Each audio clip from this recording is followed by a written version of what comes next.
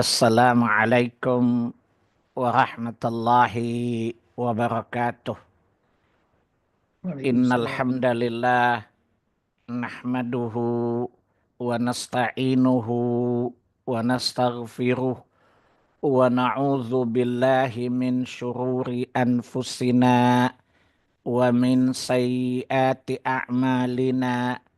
Man yahdihillahu fala mudhillalah wa man yudlil fala hadiyalah. Asyhadu an la ilaha illallah wahdahu la syarikalah wa asyhadu anna Muhammadan abduhu wa rasuluh. Allahumma salli wa sallim wa barik ala Muhammad wa ala ali Muhammad kama sallaita wa kama barakta ala Ibrahim wa ala ali Ibrahim innaka Hamidum Majid. Ya ayyuhalladzina amanu taqullaha haqqa tuqatih wa la tamutunna illa wa antum muslimun.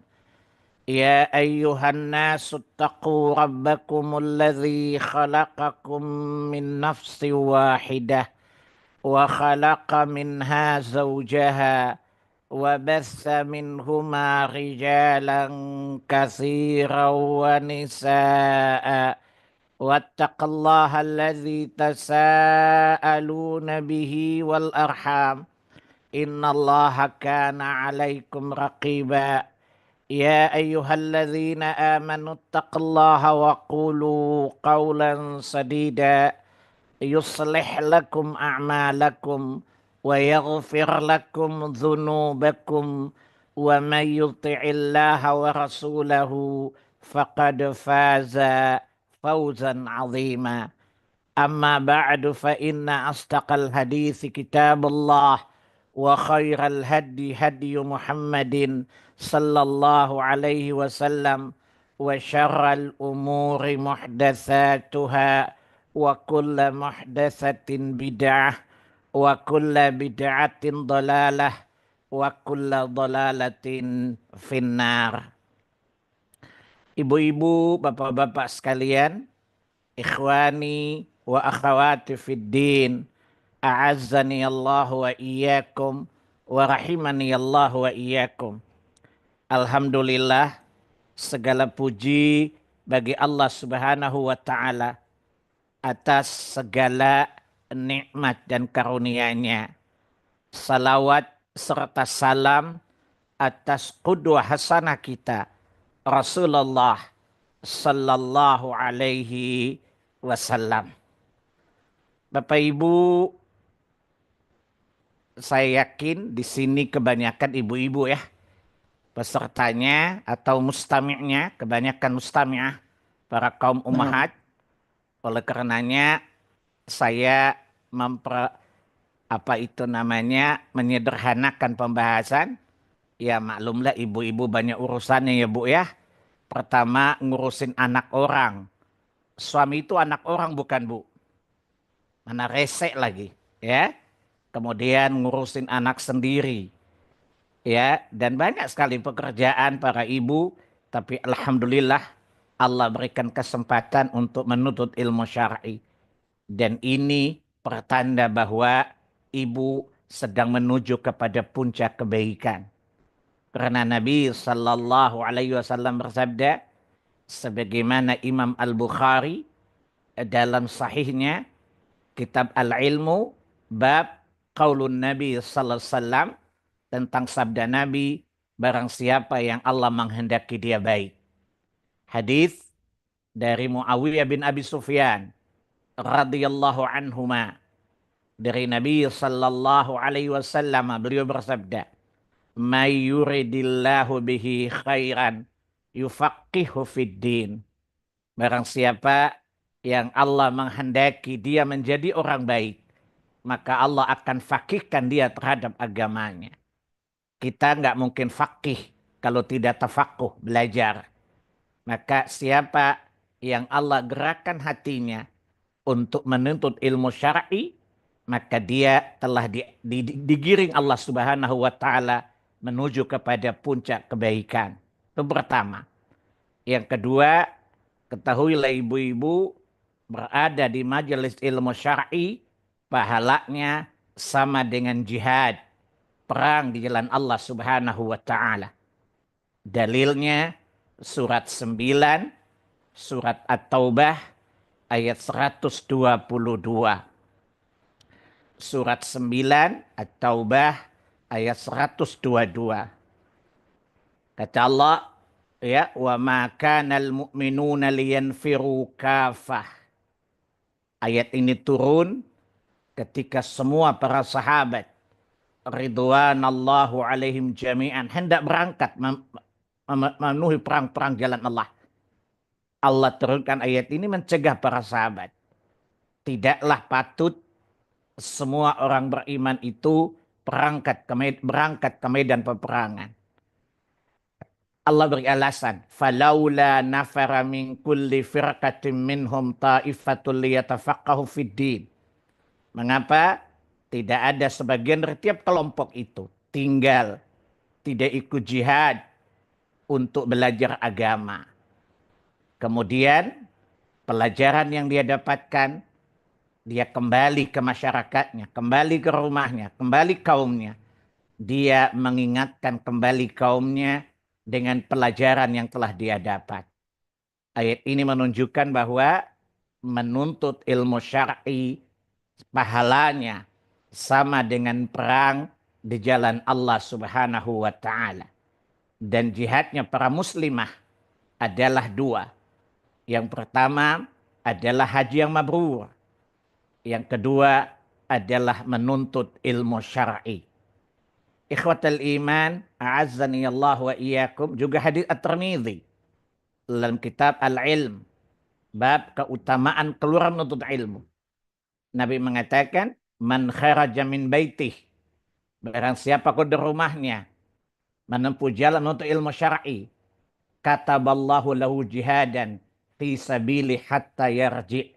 Dia dicatat oleh Allah berjihad di jalannya sampai dia kembali ke rumahnya, sampai pelajaran itu selesai. Oleh karenanya, ikhlas dan niat kita agar yang mengajar, yang belajar tidak sia-sia untuk mendapatkan pahala jihad di sisi Allah Subhanahu wa taala. Bapak Ibu rahimani Allah wa iyyakum, sebagaimana tema yang dimintakan kepada saya, bulan Dzulqa'dah dan Dzulhijjah dengan amalan yang sesuai tuntunan Rasulullah sallallahu alaihi wasallam. Maka saya membagi menjadi 3 poin. Poin A, keutamaan bulan Dzulqa'dah dan Dzulhijjah. Yang kedua, kenapa mesti sesuai dengan sunnah. Yang ketiga, amalan-amalan apa saja yang hendaknya kita kerjakan sesuai dengan petunjuk Rasulullah sallallahu ummah. Bapak Ibu sekalian rahimani Allah wa iyyakum, dasar tentang keutamaan bulan Dzulhijjah dan bulan Dzulqa'dah dan Dzulhijjah merupakan 2 bulan dari 4 bulan haram.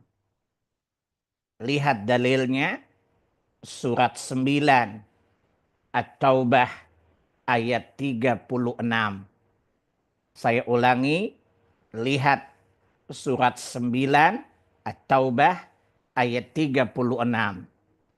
Allah Subhanahu wa taala mengatakan, inna iddatash syuhur indallahi isna asyara syahra fi kitabillahi yawma khalaqas samawati wal ard. Sesungguhnya jumlah bilangan bulan dalam 1 tahun ada 12 bulan. Syubhat, kerancuan para intelektual muslim selalu menjadikan ayat ini sebagai dalil tentang permulaan tahun Masehi. Ini kebatilan. Ayat ini sedikit pun tidak berbicara tentang tahun Masehi. Ayat ini ingat ibu-ibu, Quran tidak boleh dijelaskan kecuali dengan Quran dan Quran. Quran dijelaskan Quran. Quran dijelaskan sunnah. Quran dijelaskan dengan pemahaman para sahabat. Ridwanallahu alaihim jami'an. Saya sering mendengarkan khutbah di beberapa masjid ormas. Menjelang tahun baru ayat ini dibawa. Saya pernah mengkritik seorang profesor doktor karena dia membawa ayat ini sebagai motivasi menjelang tahun baru Masehi. Ini kebatilan. Kita perlu tahu bahwa saya ulangi Bu, dalam kalender manusia itu ada dua. Ada yang sistemnya Qamariyah, mengikuti gerakan bulan. Dan yang kedua menggunakan gerakan matahari Syamsiyah, yang Masehi dan semacamnya. Dan semuanya rata-rata 12 bulan. Yang jadi pertanyaan, 12 bulan ini, apakah yang menggunakan matahari atau bulan? Jawabannya bulan. Bukan matahari, Bu. Jadi ayat ini berkenaan dengan kalender Hijriyah, bukan kalender Masehi. Hujahnya, hujah pertama, Bu. Hujah pertama, bahwa Allah jadikan kalender bagi kita bukan matahari, tapi bulan. Surat 2 Al-Baqarah ayat 189. Surat 2 Al-Baqarah ayat 189. Yas'alunaka 'anil ahillah. Mereka bertanya kepadamu Muhammad tentang fungsi bulan sabit, bulan sabit. Ahillah kata plural dari kata hilal. Hilal artinya bulan sabit. Satu bulan sabit. Ahillah 3 atau lebih. Karena dia muncul dalam 1 tahun 12 kali. Maka Allah katakan ahillah. Qul, katakan Muhammad, jawablah, jelaskan. Hiya, bulan sabit itu mawaqitul linnasi wal hajj, adalah kalender, tanggalan, almanak, dan waktu-waktu ibadah bagi manusia. Itu hujah pertama. Ayat ini yang kita bahas, surat 9, ayat 36, tidak berkaitan dengan tahun Masehi, seperti yang sering dibawa oleh beberapa kiai dari ormas tertentu yang suka menyebarkan syubhat karena tidak faham Al-Quran dan memang otaknya bid'ah. Dalil yang kedua, bahwa bulan ini tidak berkenaan dengan Masehi, tapi ayat ini berkenaan dengan Hijriyah. Karena tadi di ayat tadi, ibu-ibu coba lihat sambil lihat ayatnya. Setelah Allah menjelaskan jumlah bilangan, Allah katakan, minha arba'atun hurum. Dari 12 bulan itu ada 4 bulan haram. Ayat ini Allah tidak menjelaskan bulan haram itu apa-apa saja dan apa yang dimaksudkan dengan bulan haram. Ibu bisa lihat, yang dimaksudkan dengan bulan haram adalah bulan yang apabila terjadi bulan itu, maka diharamkan berperang pada bulan-bulan itu. Jadi surat 9 ayat 36 di kalimat minha arba'atun hurum. Darinya 4 bulan haram. Sekarang lihat penjelasan bulan haram, Bu. Lihat surat 2 Al-Baqarah ayat 217. Jadi ini Quran, dijelaskan Quran. Arba'atun hurum, yang Ashurul Hurum disebut dengan bulan-bulan haram. Lihat penjelasannya di surat 2 Al-Baqarah 217. Ya, yas'alunaka 'anil syahril harami qitalin fih. Qul qitalun fihi kabir. Mereka bertanya kepadamu tentang bulan-bulan haram. Jawab, berperang pada bulan-bulan itu dosanya sangat besar. Itu yang dimaksud dengan Ashurul Hurum. arba'atun asyurul hurum. Yang dimaksud dengan 4 bulan haram. Penjelasannya di surah 2 Al-Baqarah 217 atau surat 9 ayat yang kelima. Jelas? Yang kedua, Allah bilang arba'atun hurum.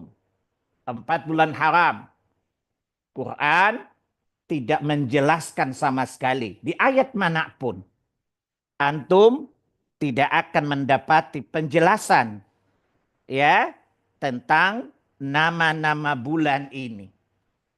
Antum cari sampai bulu-bulu rontok, lebat lagi, rontok lagi, lebat lagi, rontok lagi. Tidak Anda dapati pada Quran nama-nama 4 bulan haram ini.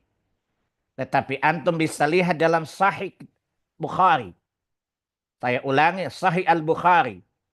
Kitab tafsir, bab tafsir surat At-Taubah ayat 36. Atau antum bisa lihat dalam Sahih Muslim, kitab tafsir, tafsir dari sebagian surat At-Taubah. Atau antum bisa lihat Sunan Abi Daud, kitab bacaan Al-Quran, surah 9 ayat 36. Ya, haditsnya ya, an Abi Bakrah anin Nabi sallallahu alaihi wasallam qaal. Hadits yang diriwayatkan dari Nabi sallallahu alaihi wasallam oleh sahabat yang mulia Abi Bakrah. Dia berkata, Nabi sallallahu alaihi wasallam bersabda, "Inna zamana qad istadara ka hayati yauma khalaqallahu samawati wal ard." Yauma khalaqallahu samawati wal ard. Waktu beredar, waktu berputar seperti saat Allah menciptakan langit dan bumi sampai kiamat. Waktu akan beredar, waktu akan berputar dan mengikuti rotasi matahari dan bulan. Ya, yang kata Nabi SAW, ya, as-sanatu ithna asyara syahra, yang terdiri dalam 1 tahun itu 12 bulan. Minha arba'atun hurum. Kemudian Nabi melanjutkan sabdanya. Dari 12 bulan itu ada 4 bulan haram. Kemudian Nabi menjelaskan salasun mutawalliyatun. 3 bulan berurutan. Itu Zulqa'dah, Zulhijjah, wal Muharram, wa Rajab. Mudar alladhi baina Jumada wa Sya'ban. Kemudian Nabi menerangkan 4 bulan haram itu adalah Zulqa'dah. Dan hari ini telah kita masuki hari yang keempatnya. Bulan ke-12 Zulhijjah. Kemudian bulan yang ketiga Muharram. Kemudian kata Nabi wa Rajab, ya mudaralladzi baina Jumada wa Sya'ban. Bulan yang dimuliakan suku Mudar yang berada di antara Jumadil Akhir dan Sya'ban. Itulah nama-nama hari, nama-nama bulan dari 4 bulan tadi.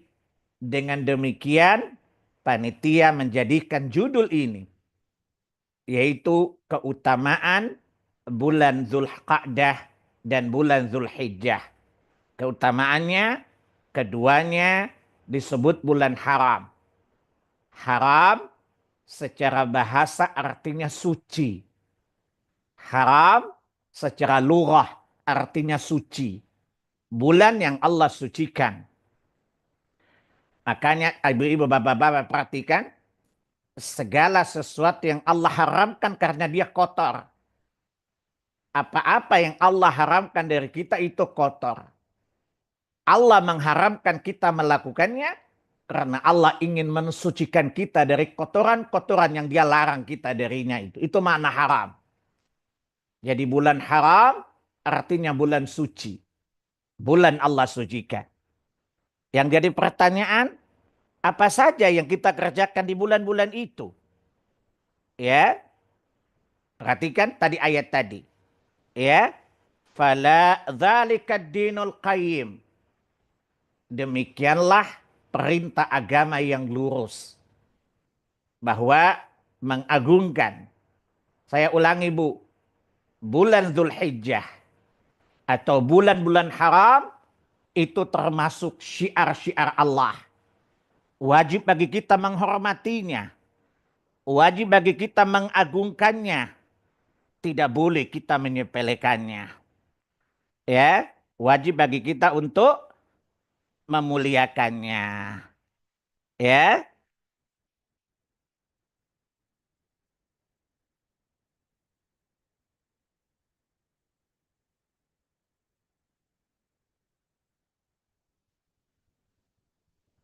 ya, wajib bagi kita untuk memuliakan bulan-bulan itu.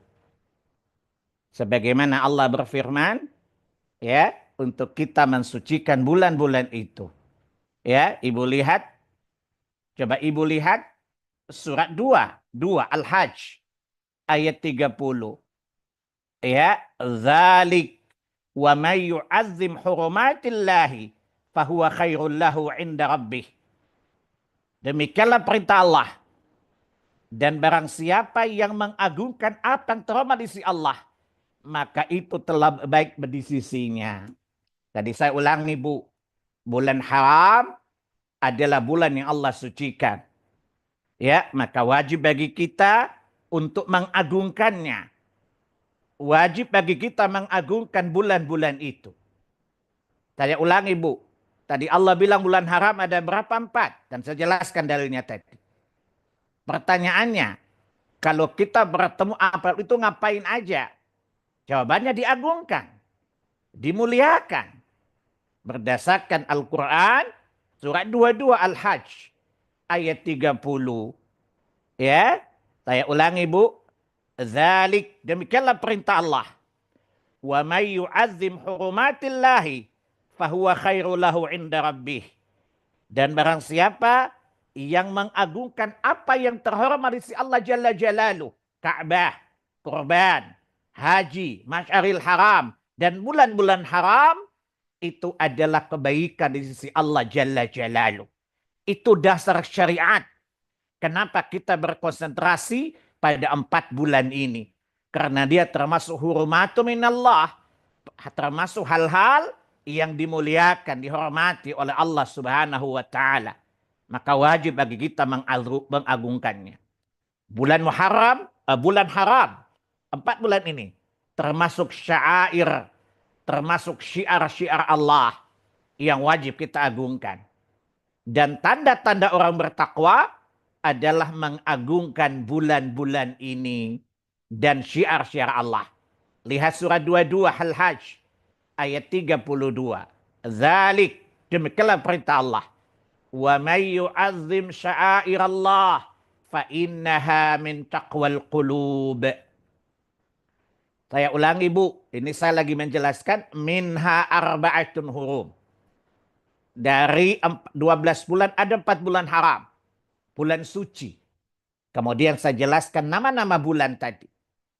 Ya, pertanyaannya, kenapa kita mesti konsentrasi pada bulan-bulan itu?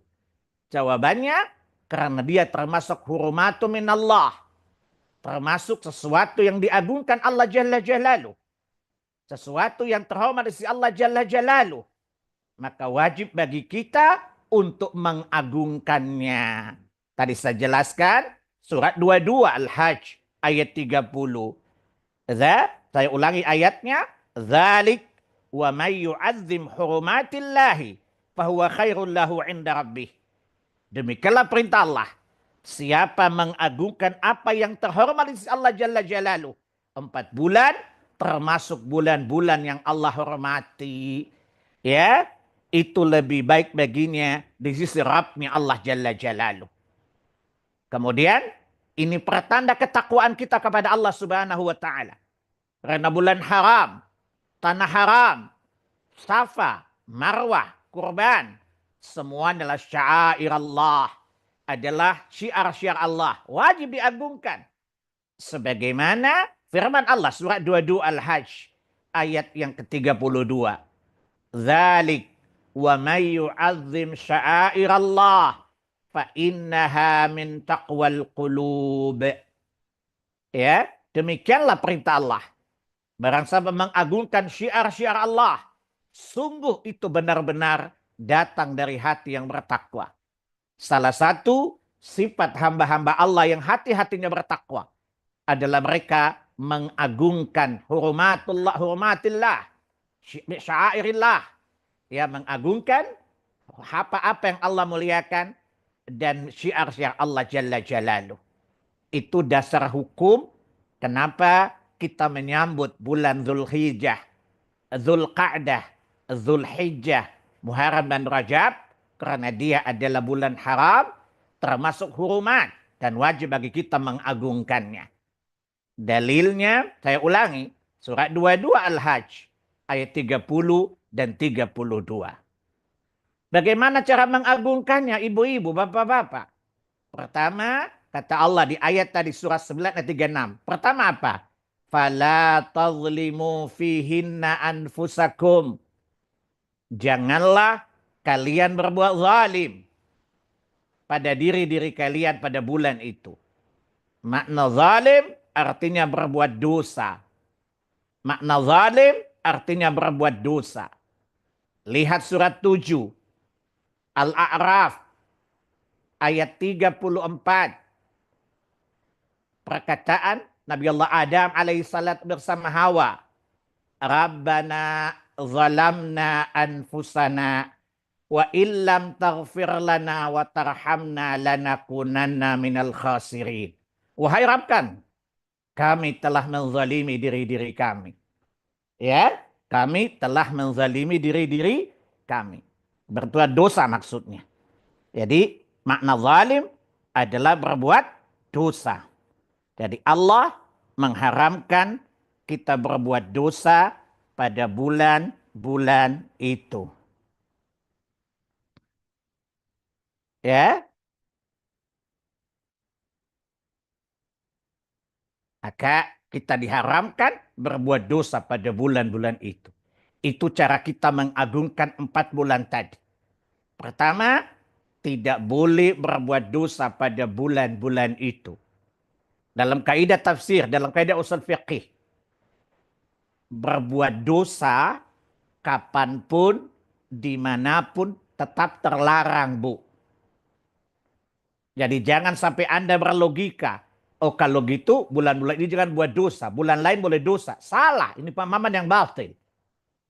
Hukum asal berbuat dosa itu diharamkan kapanpun, dimanapun. Tapi dalam kaidah usul, sesuatu yang diharamkan secara umum itu dosa. Dan manakala dilarang di waktu dan tempat yang khusus, dosanya 2 kali lipat dibandingkan di waktu-waktu lainnya. Jadi siapa berbuat dosa pada bulan-bulan ini, dosanya 2 kali lipat dibandingkan dosa di bulan 4, di selain bulan 4 tadi. Jadi kalau ibu ghibah di bulan lain, dosanya misalnya 1. Karena kata Allah di Quran, di surat 6, ayat 160, man jaa bil hasanati falahu asyru amsalihah. Siapa datang kepada Allah dengan 1 kebaikan, Allah balas 10 kali lipat. Wa man jaa bis sayyiati fala yudza illa mithlah wa hum la yuzlamun. Dan siapa datang atau dosa, Allah balas setimpal dengan dosanya. Jadi kalau ibu, bapak atau ibu berbuat maksiat di bulan lain, dosanya 1. Maka di bulan ini dosanya adalah 2. Kalau 1 dosa itu di bulan lain ganjarannya 10 kali dosa, maka di bulan ini adalah 20 kali lipatnya. Itu maksud fala tazlimu fihinna anfusakum. Pengkhususan sesuatu yang sudah terlarang secara umum. Terlarang secara khusus menunjukkan melakukan dosa yang sama. Pada waktu yang khusus dosanya 2 kali lipat dibandingkan dosa di waktu yang umum. Sampai di sini jelas gak? Bapak Ibu jelas gak penjelasannya? Jelas, Belum? Ustaz. Jelas ya. Jadi itulah saya jelaskan ayat dulu ya. Tentang kedudukan ya dan keutamaan bulan Zulqa'dah dan Zulhijjah. Itu dasarnya tadi. Dan perintah agama untuk kita mengagungkannya. Cara mengagungkan dengan apa? Tidak boleh melakukan dosa pada bulan-bulan itu. Cara psikologi sosial. Ibu-ibu kalau datang ke tempat yang diyakini oleh keramat berani bikin keonaran nggak di sana?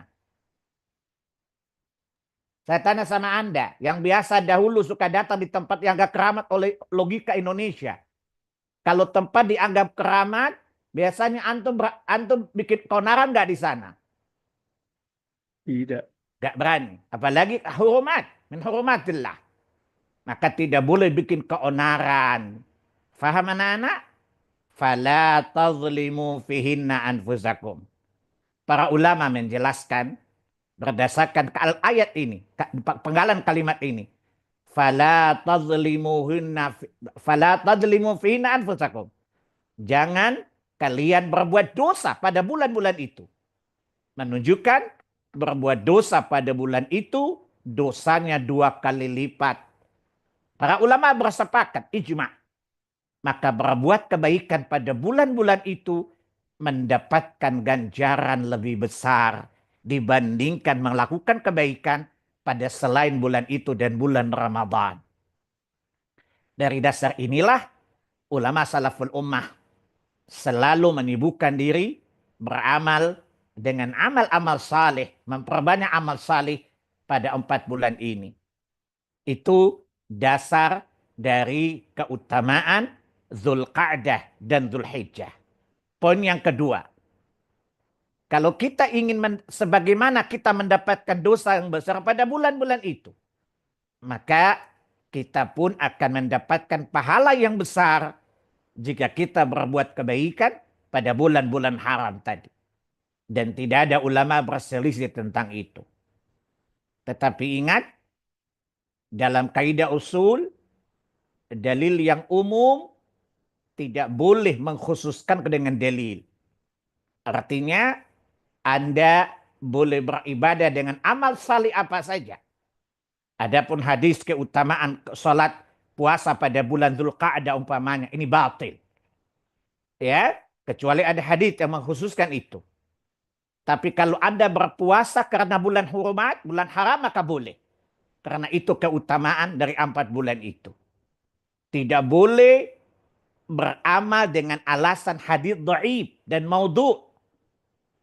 Ketahuilah bahwa tidak ada sebuah kebaikan kecuali Nabi telah mengajarkannya kepada kita.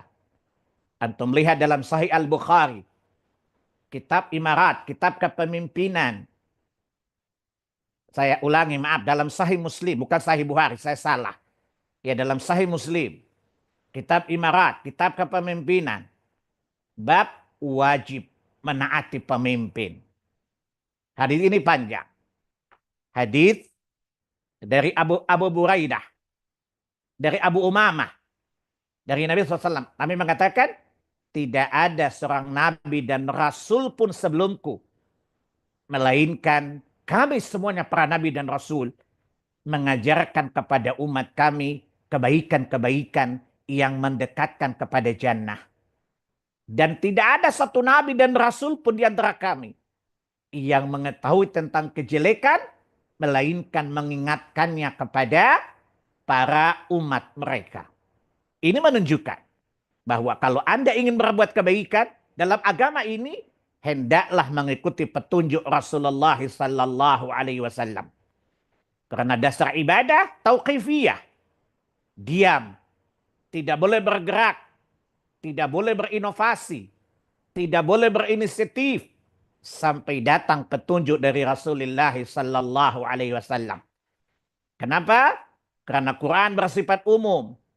Nabi yang memperjelas makna-makna Quran itu untuk implementatif. Surat 16, surat An-Nahl, ayat yang ke-44. Wa anzalna ilaika dzikra litubayyana lin-nasi ma nuzila ilaihim la'allahum yatafakkarun. Quran bersifat global. Diturunkan Allah kepada kita. Lai Rasulullah sallallahu alaihi wasallam agar beliau menerangkan Al-Quran kepada kita, agar kita dapat memahaminya.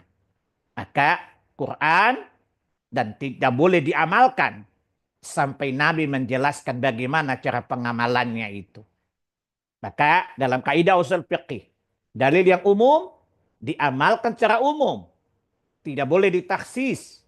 Tidak boleh mengkhususkan ibadat tertentu kecuali ada dalil yang mengkhususkannya. Maka ini mengikuti petunjuk Nabi. Karena ibadah hukum asalnya haram. Kaidah fikih mengatakan al-aslu ibadatu mamnu' hatta yaquma bidalilin 'alal amr. Hukum asal ibadah itu haram, tidak boleh dikerjakan sampai dalil menunjukkan akan hal itu. Dalil ada dua. Dalil umum kita amalkan secara umum. Dalil khusus kita amalkan secara khusus. Karena sekali lagi agama hukumnya tauqifiyah, diam. Tidak boleh berinisiatif, tidak boleh berinovasi, tidak boleh berkreasi, tunggu sampai Allah dan Rasulnya memerintahkannya. Surat 49, surat Al-Hujurat, ayat yang ke-1. Ya ayyuhalladzina amanu la tuqaddimu baina yadayillahi wa rasuli wattaqullah. Wahai orang beriman, jangan kalian mendahului Allah dan Rasulnya dalam urusan agama. Diam. Tidak boleh berinisiatif. Tidak boleh memulai sampai datang petunjuk dari Allah dan Rasulnya. Sebaliknya, kalau sudah ada ketetapan Allah dan Rasulnya, tidak boleh ada pilihan yang lain. Tidak boleh keluar dari apa-apa yang Allah dan Rasulnya tetapkan. Surat 33 Al-Ahzab ayat yang ke-36. Wa ma kana lil mu'minin wala mu'minatin idza qadallahu wa rasuluhu amran ayyakuna lahumul khiyaratu min amrihim wa may ya'sillaha wa rasulahu faqad dhalla dhalalan mubina. Tidak patut, tidak layak, tidak pantas laki-laki atau wanita yang menyatakan beriman kepada Allah, mengucapkan syahadatain, lalu dia mendapati sesuatu yang sudah ditetapkan Allah, ditetapkan Rasul, dia punya pilihan yang lain. Inilah syariat. Tidak boleh memulai sampai datang perintah. Tidak boleh berinisiatif sampai datang dalil. Surat 49 ayat 1. Kalau sudah sampai dalil, tidak boleh berdalih. Tidak boleh berulah. Tidak boleh beralih dari apa yang Allah dan Rasul tetapkan. Surat 33 Al-Ahzab ayat 36. Sikap kita apa? Sami'na wa ata'na terhadap dalil. Surat 24, surat An-Nur ayat 51. Innama kana qaulal mu'minina idza du'u ila Allah wa rasulihi liyahkuma bainahum ay yaqulu sami'na wa ata'na. Responsibility orang mukmin ketika dipanggil Allah dan Rasulnya, dibebankan kepada mereka sebuah tuntunan syariat. Jawaban mereka, sikap mereka, kami dengar, kami taat. Mendengar dengan ilmu, taat dengan keyakinan. Itulah sifat orang mukmin. Ilmu dan keyakinan. Keyakinan berdasarkan ilmu. Ilmu mendatangkan keyakinan, maka datanglah kepatuhan, ketaatan tanpa reserve dalam menaati Allah dan Rasulnya.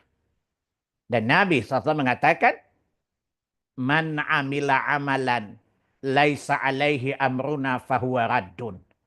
Barang siapa beramal dengan sebuah amalan yang tidak kami rekomendasikan, maka tertolak amal itu. Makanya panitia membuat judul sesuai tuntunan Rasulullah sallallahu alaihi wasallam. Karena ketahuilah tidak ada yang diizinkan oleh Allah membuat syariat dan memberi petunjuk kepada kita kecuali Rasulullah sallallahu alaihi wasallam. Maka tidak boleh seseorang atas nama agama membuat syariat yang tidak ada pada Quran dan Sunnah. Siapa yang membuat syariat yang tidak ada pada kitab dan sunnah, tidak datang dari Allah dan Rasulnya, maka orang ini telah berbuat syirik kepada Allah dalam tasyri', dalam penetapan syariat. Karena syariat kewenangan Allah. Tidak boleh dilakukan, dikerjakan, kecuali dengan seizin Allah. Siapa membuat syariat tanpa seizin Allah, maka dia telah berbuat syirik kepada Allah. Surat 42, surat Asy-Syura, ayat yang ke-21. Surat 42, surat Asy-Syura, ayat yang ke-21. Am lahum syuraka'u syara'u lahum minad dini ma lam ya'zan bihillah. Apakah mereka memiliki sekutu-sekutu selain Allah yang mensyariatkan kepada mereka aturan agama tidak Allah izinkan? Coba perhatikan kalimat. Ayat mengisyaratkan syariat otoritas Allah, kewenangan Allah. Allah itu syari', pembuat syariat. Maka tidak boleh orang mengatasnamakan syariat kecuali dengan izin Allah Jalla Jalaluh. Dan Allah tidak mengizinkan siapapun membuat syariat kecuali Rasulnya Sallallahu Alaihi Wasallam. Tadi surat 33 ayat 36. Makanya dia jangan berinisiatif, jangan berkreatif, jangan melakukan inovasi sampai datang dalil dari Quran dan Sunnah. Kalau sudah datang, kita mencukupkan diri kita dengan apa yang datang dari Allah dan Rasulnya. Sedikit, tapi di atas sunnah, disertai dengan keikhlasan, maka kata Pertamina, pasti pas. Pasti diterima Allah. Karena pas dengan ukuran dan takaran syariat. Ikhwatal iman, azani Allah wa iyyakum. Nabi secara khusus tidak pernah secara spesifik menganjurkan kita mengerjakan apa pada bulan-bulan itu. Tapi para sahabat, asar-asar yang sahih, yang datang dari para sahabat, para tabi'in, para tabi'ut tabi'in, mereka berbuat amal kebaikan yang biasa mengerjakan. Dan mereka bersungguh-sungguh mengerjakannya pada bulan-bulan itu. Tanpa menambah amalan baru pada bulan-bulan itu. Mereka menghidupkan amal-amal yang biasa mengerjakan dengan penuh sungguh-sungguh pada bulan-bulan itu untuk mengharapkan pahala yang besar. Saya berikan logika syariah. Logika tapi tidak menyelisih syariat. Saya tanya sama antum bapak-bapak, ibu-ibu, coba di-unmute.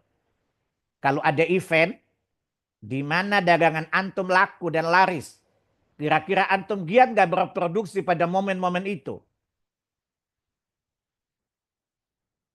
Hello? Ya, Ustaz. Pasti bergiat. Iya, Ustaz. Apalagi bulan-bulan di mana momen pahala dilipat gandakan.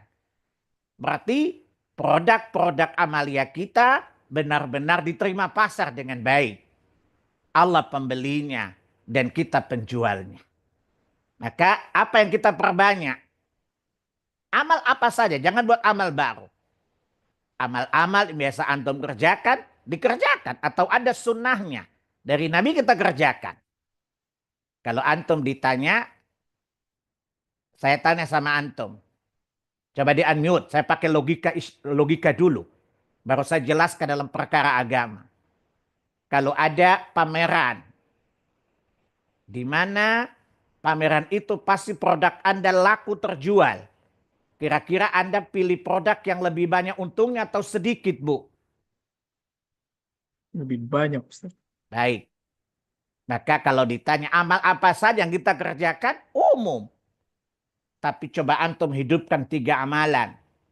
Pertama, memperbanyak baca Al-Quran. Yang kedua, memperbanyak salat. Yang ketiga, memperbanyak sedekah. Ini amalan umum. Yang Anda hanya gunakan waktu sebaiknya, yang efisien dan waktu yang efektif untuk kita. Momentum yang sangat istimewa ini. Ya, antum perbanyak. Baca Al-Quran. Memperbanyak salat sunnah. Itu wajib gak bisa ditambah. Karena sudah pakem kan. Adapun sunnah bisa ditambah. Ya. Nah. Yang ketiga, memperbanyak sedekah. Kiasnya kepada Quran, surat 35 Fatir, ayat yang ke-29 dan 30. Innalladzina yatluna kitaballahi wa aqamus salah wa anfaqu mimma razaqnahum sirra wa alaniyatan yarjuna tijaratan lan tabur. Sesungguhnya orang yang senantiasa membaca Al-Quran, orang yang memberikan salat, menunaikan zakat, menginfakkan sebagian hartanya, sembunyi-sembunyi atau terang-terangan. Perhatikan kalimatnya, yarjuna tijaratan lan tabur, disebabkan mereka mengharapkan perdagangan yang tidak rugi. Ini amalan umum.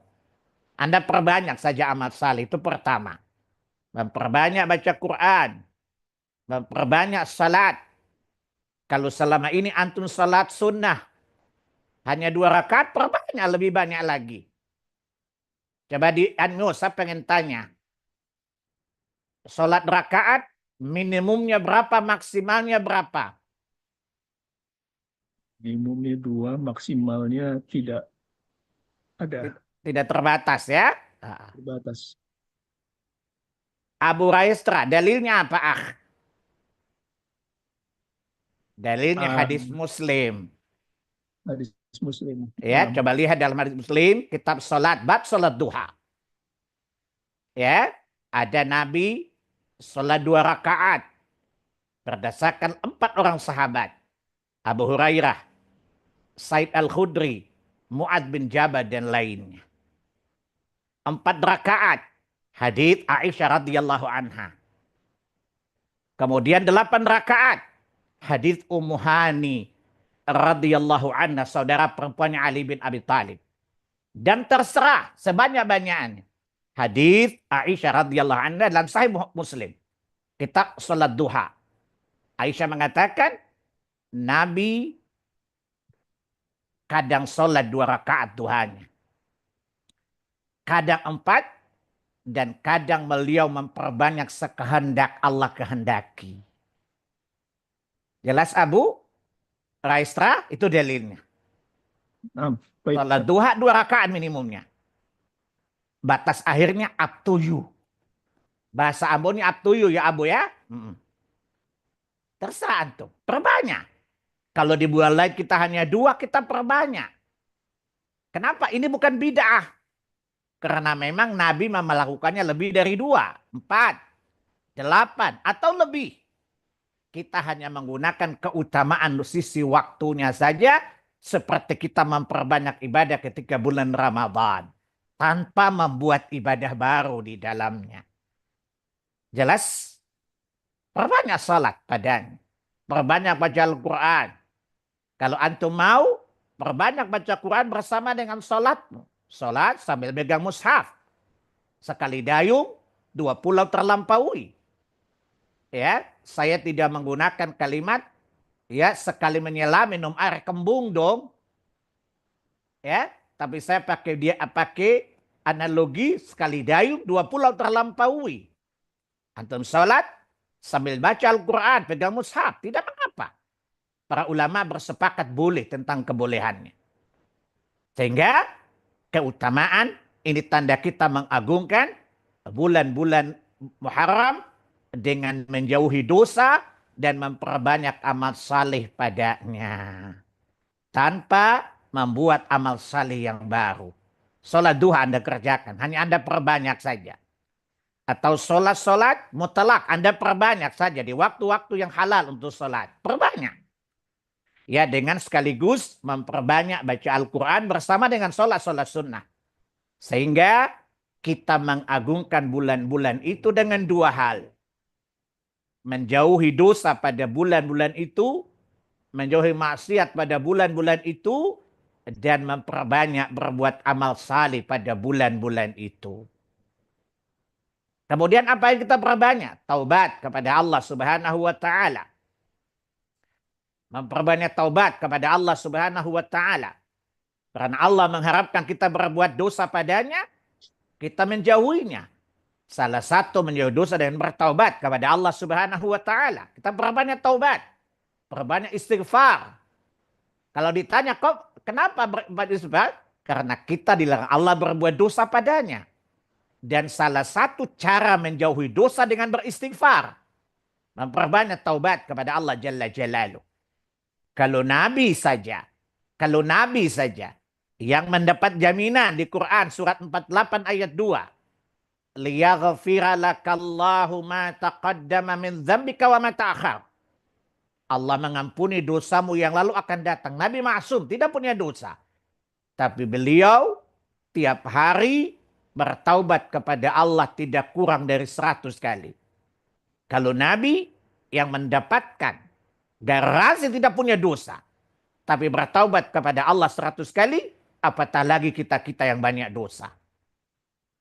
Pertanyaan, kenapa Nabi sudah ampunan, dapat ampunan tapi beliau bertaubat? Nabi tidak meragukan janji Allah. Nabi bersangka baik kepada Allah, tapi Nabi bersangka buruk kepada dirinya sendiri. Menunjukkan Nabi khawatir jangan-jangan dosa dia perbuat. Padahal Nabi tidak mungkin berbuat dosa karena Allah menjaminnya dari gangguan syaitan. Surat 22, surat Al-Hajj ayat 52, 53 dan 54. Tapi Nabi bertaubat tiap hari 100 kali. Nah kita yang tentu banyak dosa. Ketika Allah memberi kita menjauhi perbuatan dosa, maka kita melakukannya. Cara menjauhi dosa pada itu dengan memperbanyak taubat kepada Allah Subhanahu wa taala. Perbanyak taubatlah kepada Allah Jalla Jalaluh. Karena ketahuilah tidak ada amalan yang mendatangkan banyak kebaikan melebihi istighfar dan taubat. Antum bisa lihat di surat berapa? 13 Ar-Ra'd misalnya. Ya banyak sekali. Ya, atau surat 11 ayat banyak sekali Allah sebutkan di sana. Oleh itu perbanyaklah baca Quran, perbanyak salat sunnah, memperbanyak infak atau sedekah. Kemudian perbanyak taubat kepada Allah Subhanahu wa taala agar kita benar-benar terjauhkan dari dosa pada bulan-bulan itu sebagai bentuk ya mengazam ya, mengagungkan hurumat apa-apa yang Allah hormati, yaitu salah satu di antaranya 4 bulan haram ini.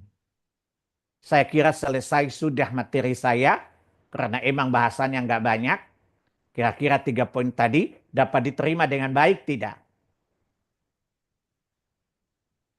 Insya Allah Ustadz. Insya Allah ya. Nah, tadi pertama dasar hukumnya. Dasar hukum keutamaannya. Yang kedua dasar hukum kenapa kita mesti menghormati bulan itu. Ya. Yang ketiga, bagaimana cara menghormati bulan itu? Dengan 2, menjauhi dosa dan memperbanyak kebaikan pada bulan-bulan itu. Saya kira Abu Raistra itu dari saya cukup ya, karena materinya juga nggak banyak berkaitan dengan itu. Dan puncak dari 4 bulan ini adalah nanti pada 10 hari pertama bulan Dzul Hijjah. Itu puncaknya. Ya, itu puncaknya. Keutamaan dari 4 bulan ini puncaknya ada pada 10 hari pertama bulan Dzul Hijjah insya Allah. Saya kira cukup dari saya ya, karena saya mau pergi juga ya. Baik, saya kira materinya nggak banyak tapi cukup jelas dan gamblang dan saya yakin antum cerdas kok, cara nangkapnya mudah kok. Cuman otaknya jarang diasah aja ya. Baik, saya kembalikan kepada antum. Baik, jazakallahu khairan Ustadz, barakallahu fiik. Terima kasih Ustadz penjelasannya pada materi hari ini. Demikian tadi sesi pertama telah kita ikuti dan simak bersama. Selanjutnya kita masuk ke sesi kedua, yaitu sesi tanya jawab. Kami mengundang para sahabat untuk bisa langsung bertanya kepada Ustadz dengan menekan tombol raise hand, atau bisa juga menulis chat di kolom chat, dan insya Allah akan kami bacakan pertanyaannya. Mari gunakan kesempatan ini untuk bisa berinteraksi dengan Ustadz. Baik, sepertinya ada pertanyaan Ustadz sudah yang masuk. Silakan Ana, Bapak, semoga Allah mudahkan saya untuk menjawabnya. Ana bacakan.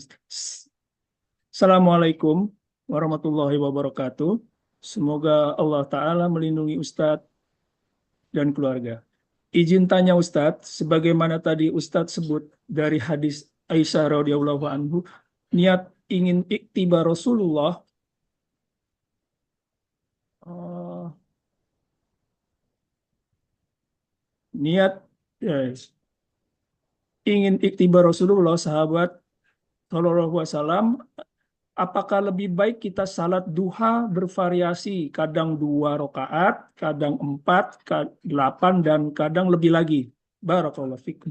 Baik. Waalaikumsalam warahmatullahi wabarakatuh. Semoga Bapak dan Ibu yang mendoakan saya, Allah membalas Ibu dengan doa yang lebih baik dari itu. Dan kita semuanya. Baik. Kembali kepada konsep Quran. Surat 64 ayat yang ke-16. Fattaqullaha mastata'tum. Bertakwalah kepada Allah sesuai kemampuan. Maka pertanyaannya, kontinukan 2 sekaligus atau variasi? Saya jawaban, kombinasikan saja dua-duanya, Pak. Tiap hari 2. Berdasarkan hadis dari Aisyah radhiyallahu anha juga kata Nabi, Allah mencintai amal hamba yang sedikit tapi kontinu. 2 tapi kontinu. Jelas? Maka boleh jaga 2 kontinuitasnya. Asal kontinu.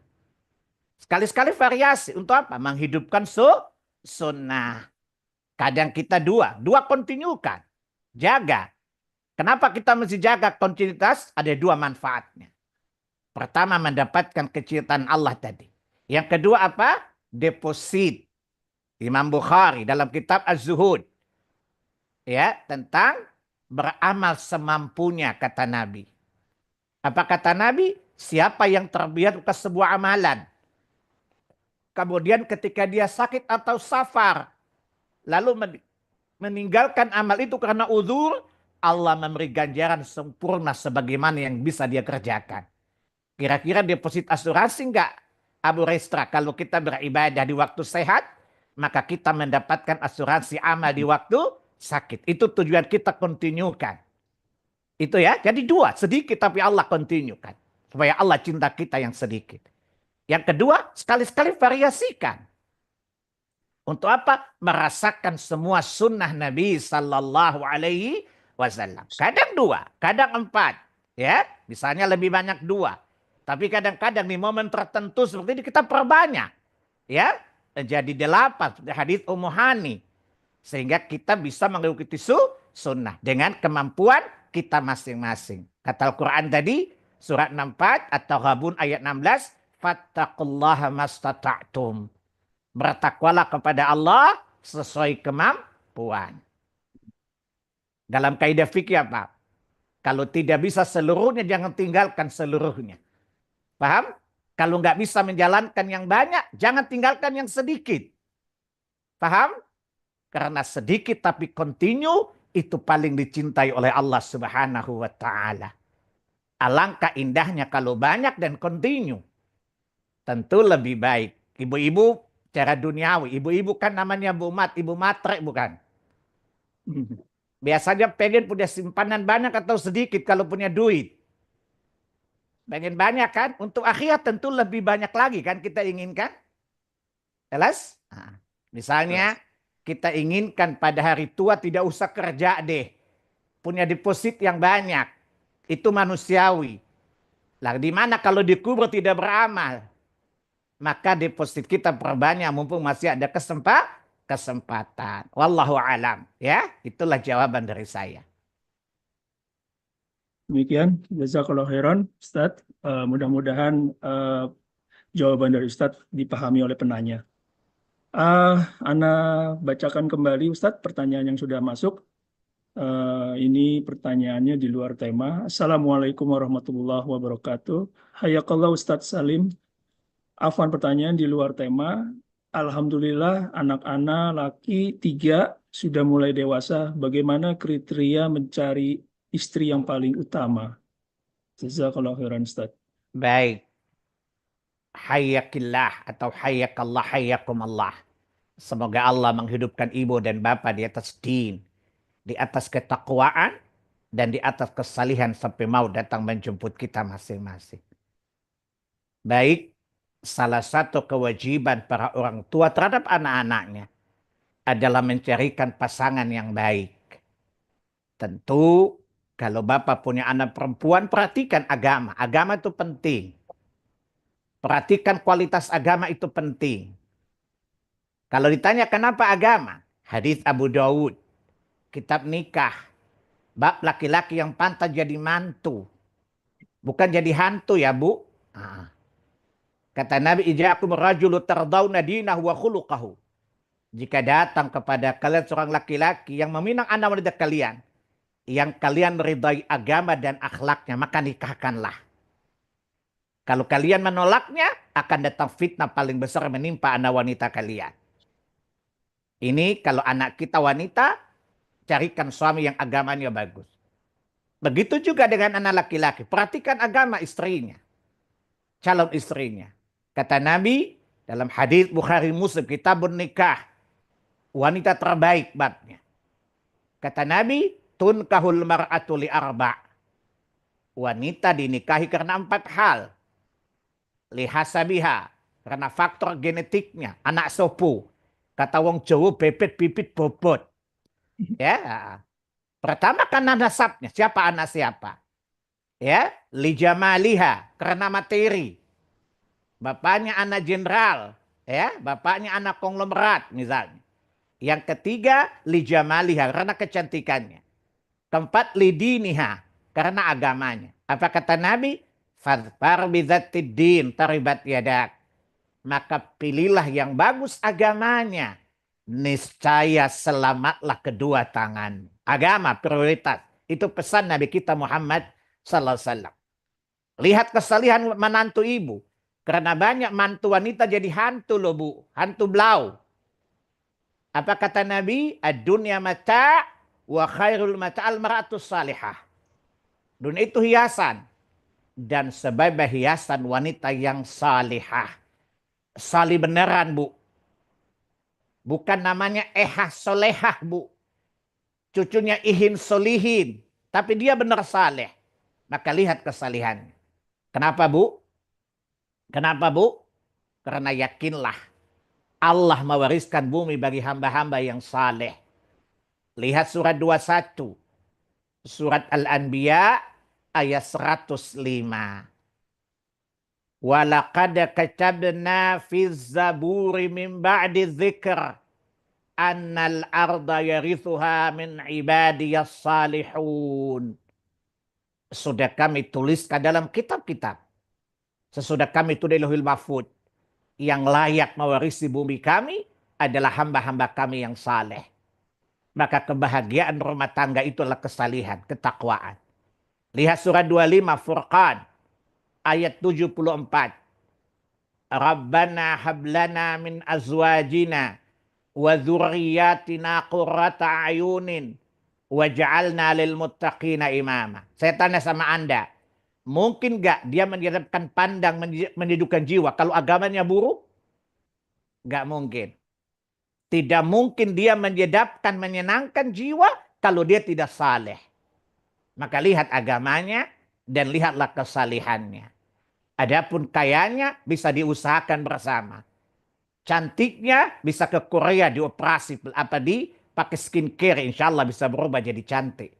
Ya, tetapi akhlak dan agama itu hal yang tidak bisa ditawar-tawar. Wallahu a'lam.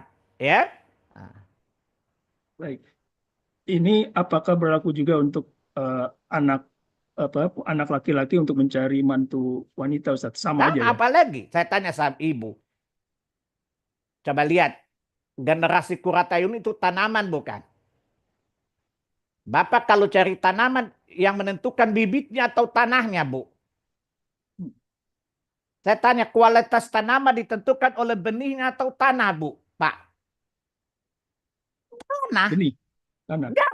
Biar benih bagus kalau tanahnya gersang. Iya. Jadi logika syariahnya apa? Surah 2 Al-Baqarah 223. Nisa'ukum harsul lakum. Fa'tu harsakum anna syi'tum. Istri kalian bagaikan ladang tempat kalian menanam benih-benih kalian. Dan kata Nabi apa? Perhatikan. Di tanah mana kalian menanam benih-benih kalian. Tentu pilih tanah yang berkualitas. Coba lihat. Pak Hadian, orang mengatakan kenapa pemimpin kita buruk? Apa korelasi pemimpin dan ibu, Bu? Pemimpin bahasa Arabnya imam. Terdiri dari huruf alif, mim. Mim yang kedua huruf ziyadah tambahan. Berasal dari kata ummah, umat.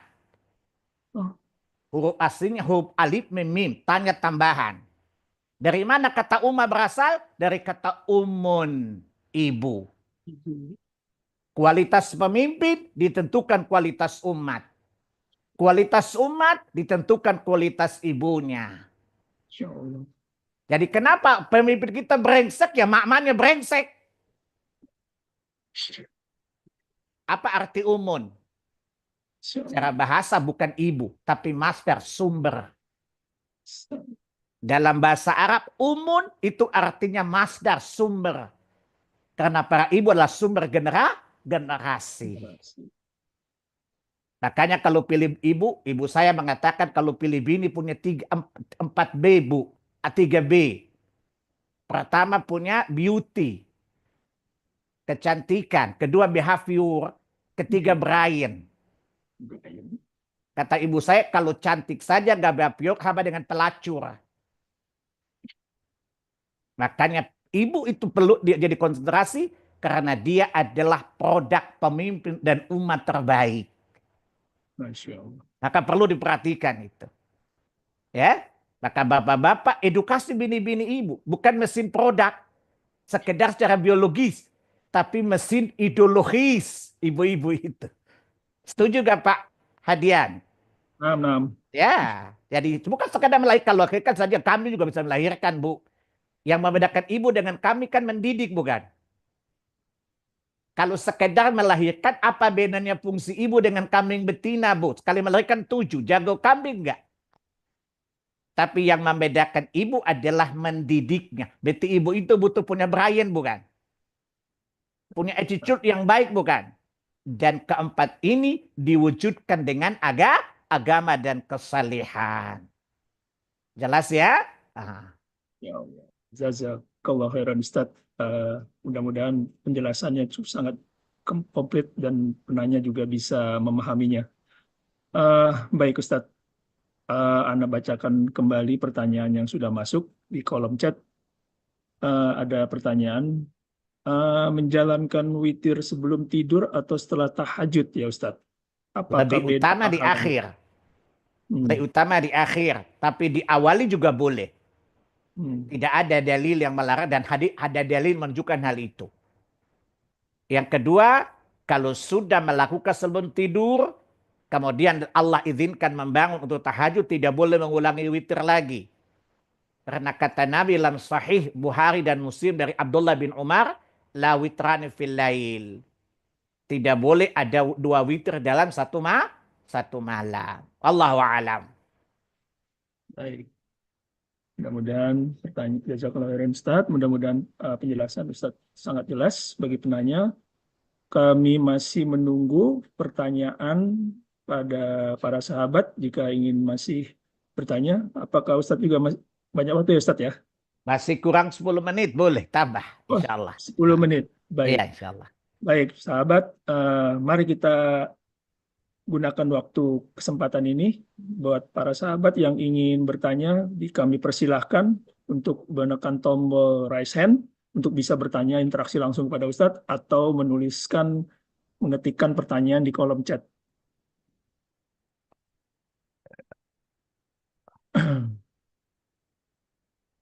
Baik,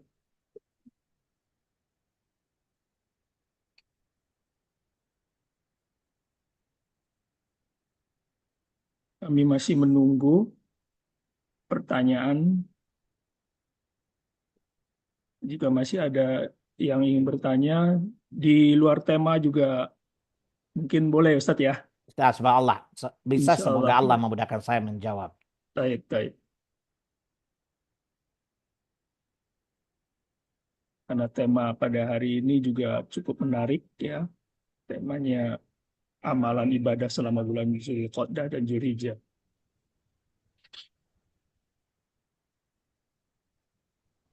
Baik, Baik, para sahabat, kita masih diberikan waktu nih. Ustadz masih ada waktu, kurang lebih tadi 9 menit lagi. Mari kita gunakan kesempatannya.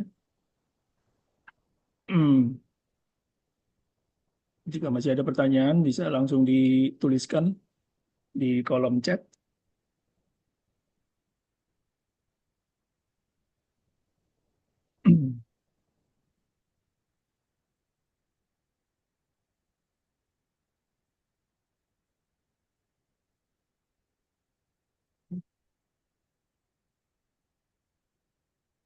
baik. Kalau memang sudah tidak ada, kita Ya, akhiri saja ya.